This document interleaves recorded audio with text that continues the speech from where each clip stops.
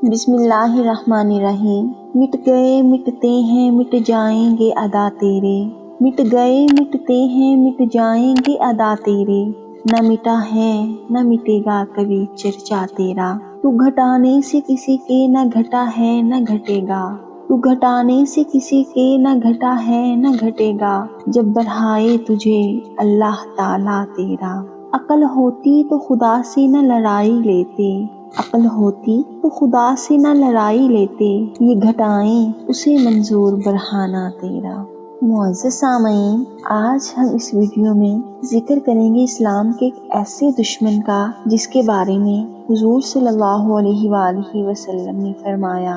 کہ موسیٰ کے زمانے کا بھی ایک فرعون تھا، اور ایک فرعون میرے زمانے میں بھی ہے، اور میرے زمانے کا فرعون ابو جہل ہے۔ معزز سامعین، بہت پیاری حدیث ہے جس کا مفہوم کچھ اس طرح ہے کہ ابو جہل نے حضور اکرم صلی اللہ علیہ وآلہ وسلم کو کعبہ میں نماز پڑھنے سے منع کیا تھا، اور وہ اعلانیہ کہا کرتا تھا کہ اگر میں نے محمد صلی اللہ علیہ وآلہ وسلم کو نماز پڑھتے دیکھا تو میں اپنے پاؤں سے ان کی گردن کچل دوں گا اور ان کا چہرہ خاک میں ملا دوں گا، نعوذ باللہ۔ وہ اپنی اس فاسد ارادے سے حضور اکرم صلی اللہ علیہ وآلہ وسلم کو نماز پڑھتے دیکھ کر آپ کے قریب آیا، مگر اچانک الٹے پاؤں بھاگا، ہاتھ آگے بڑھائے ہوئے جیسے کہ کسی چیز سے بچاؤ کر رہا ہو، چہرے کا رنگ اڑ گیا اور بدن کی بوٹی بوٹی کانپنے لگی۔ اس کے ساتھیوں نے پوچھا کہ تمہارا کیا حال ہے؟ وہ کہنے لگا کہ میرے اور محمد صلی اللہ علیہ وآلہ وسلم کے درمیان ایک خندق ہے جس میں آگ بھری ہوئی ہے اور کچھ دہشت ناک پرندے ہیں جو پر پھیلائے ہوئے ہیں، اس سے میں اس قدر خوفزدہ ہو گیا کہ آگے نہیں بڑھ سکا اور ہانپتے کانپتے کسی طرح جان بچا کر بھاگا۔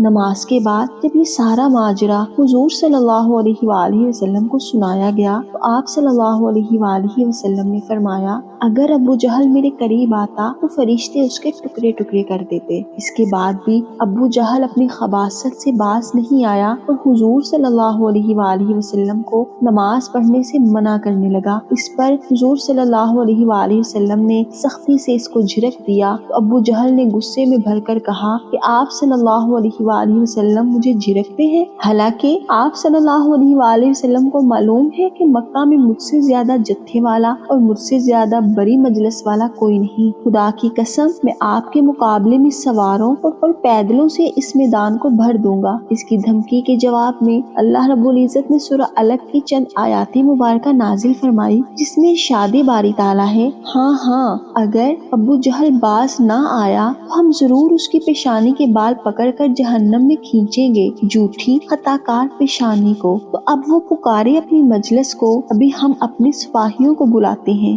معزز سامعین، حدیث شریف میں ہے، اگر ابو جہل اپنی مجلس والوں کو بلاتا، فرشتے اس کو بالاعلان گرفتار کر لیتے اور وہ زبانیہ کی گرفت سے بچ نہیں سکتا تھا۔ ابو جہل جب تک زندہ رہا ہمیشہ حضور صلی اللہ علیہ وآلہ وسلم کی دشمنی اور اظہار ثانی پر کمر بستہ رہا اور دوسروں کو بھی اس پر اکساتا رہا۔ آخرکار قہر خداوندی میں گرفتار ہوا اور جنگ بدر کے دن 2 بچوں کے ہاتھوں سے ذلت کے ساتھ قتل ہوا اور اس کی لاش بے گور و کفن بدر کے گھرے میں پھینک دی گئی۔ اس طرح تمام دشمنان رسول طرح طرح کے عذابوں میں مبتلا ہو کر ہلاک و برباد ہو گئے۔